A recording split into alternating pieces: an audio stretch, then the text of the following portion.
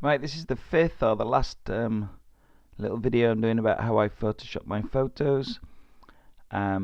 This is really for people who don't want to spend hours in the field getting really good photos, prefer to spend time on other things. Just take a few snaps and then sort them out when you get home. Even small differences that you make a big difference when they're on the screen. Now this last bit is really about colours and stuff. What I generally find is that when I take a photo, due to my not taking enough time and lack of photography skills, they tend to be quite not very colourful. So I usually change the make them a bit brighter coloured. So I go into adjust image adjustments and to saturation, and the easiest way of doing that is just to pop up the colour a bit. Makes it a bit brighter colours all around. Now I tend to, once you start getting up to about 20, it's getting ridiculous and artificial. Okay, so again, it's just being subtle. I generally go up to 10 maximum, or maybe 12 or something. I just think the extra bit of colour makes it look nicer more than anything. So I bumped that up to 10 using the master. Now if there's any particular colours you want to pull out, you can click on, or I'll make the blue a bit brighter.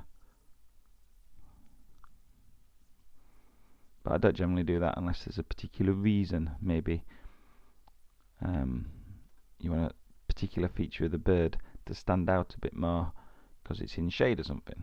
But got to be careful doing the colours because you want it to look like it was in the field. So I don't usually do much, just usually make it a bit brighter, because the photos generally don't look as bright as they do when you normalize, I tend to find. So okay, so that's more or less how I want it.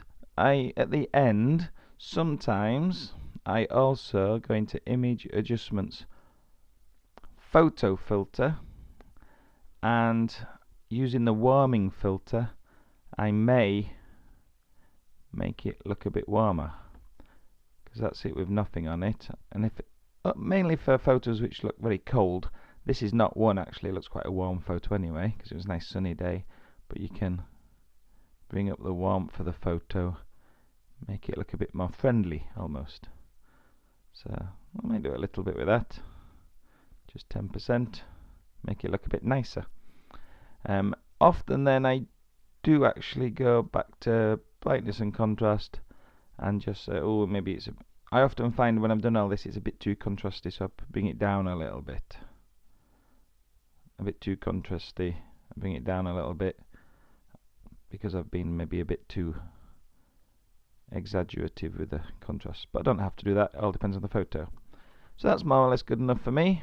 It's not perfect, but as I say, it's just making slight improvements.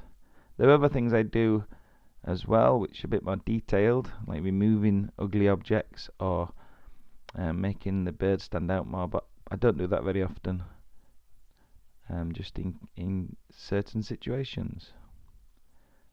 Now if we compare this with the original photo, which I've got here, okay, it's not a massive difference. I'll just cut out the bird just to so we can make a comparison. So I'll just edit, copy from that window, put it back in here, edit, paste on there, and it's not a big difference, but it makes it look a bit nicer, I think. Some photos